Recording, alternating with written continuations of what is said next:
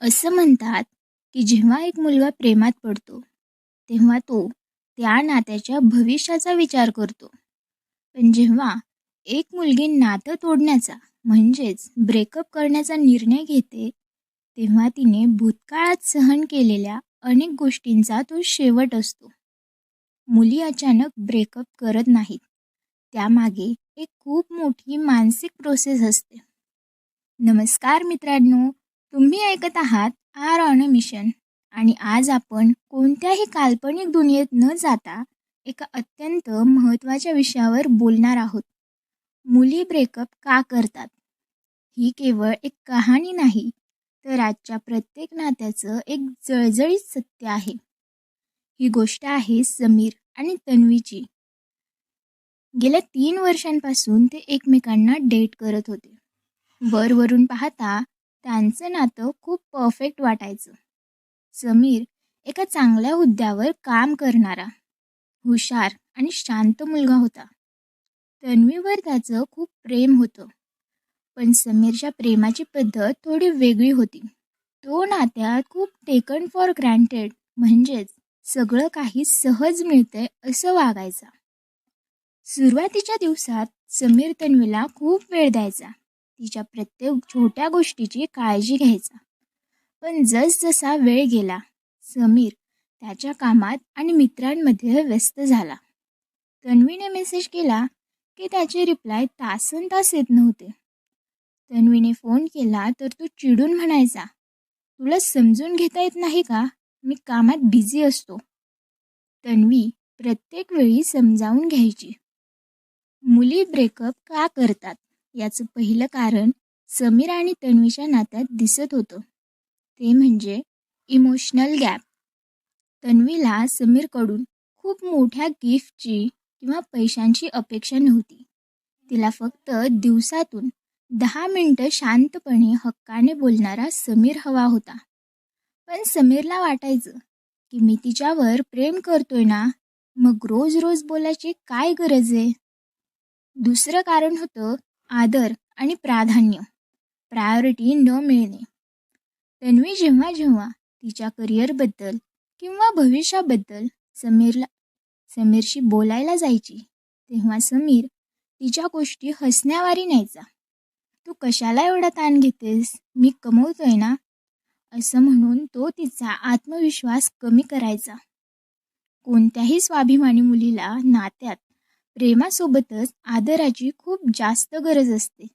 जेव्हा तिला जाणवत होतं की तिच्या मनात की तिच्या मता जेव्हा तिला जाणवतं की तिच्या मताला नात्यात काहीच किंमत नाही, तेव्हा ती आतून तुटायला लागते. तिसरं आणि सगळ्यात महत्त्वाचं कारण होतं वारंवार मिळणारे खोटे आश्वासन.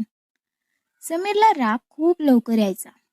रागाच्या भरात तो तन्वीला काहीही बोलायचा, तिचा अपमान करायचा आणि नंतर शांत झाल्यावर म्हणायचा, सॉरी तन्वी, इथून पुढं असं कधीच होणार नाही. तन्वीने त्याला अनेक संधी दिल्या.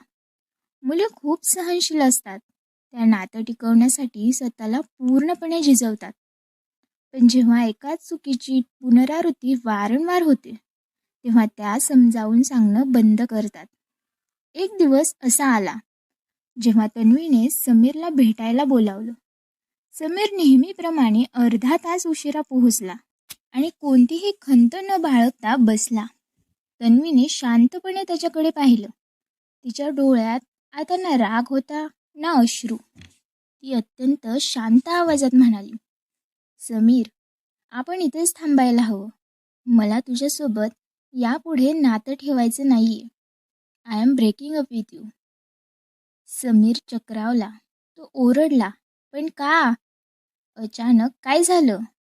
कालपर्यंत तर सगळं ठीक होतं. तन्वी हसली आणि म्हणाली, समीर, हे अचानक झालेलं नाहीये. गेल्या 1 वर्षापासून मी रोज आतल्या आत मरत होते. मी जेव्हा जेव्हा रडले तेव्हा तू कारण विचारण्याऐवजी मला ओव्हर रिॲक्टिंग ठरवलंस.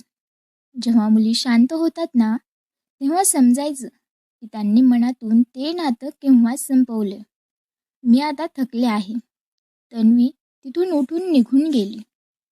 समीरने तिला थांबवण्याचा खूप प्रयत्न केला, रडला, गयावया केला, पण तन्वी मागे फिरली नाही.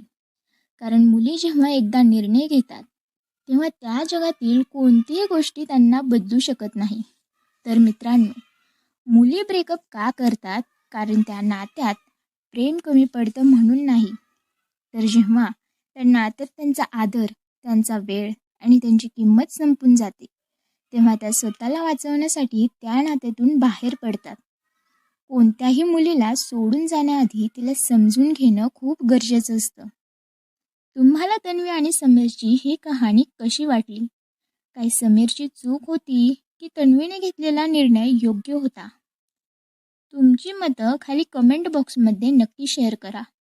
अशाच मानवी स्वभावाच्या आणि नात्यांच्या खऱ्या पैलूंवर प्रकाश टाकणाऱ्या कथा ऐकण्यासाठी तुमच्या स्वतःच्या आर ऑन अ मिशन चॅनलला आत्ताच सबस्क्राईब करा.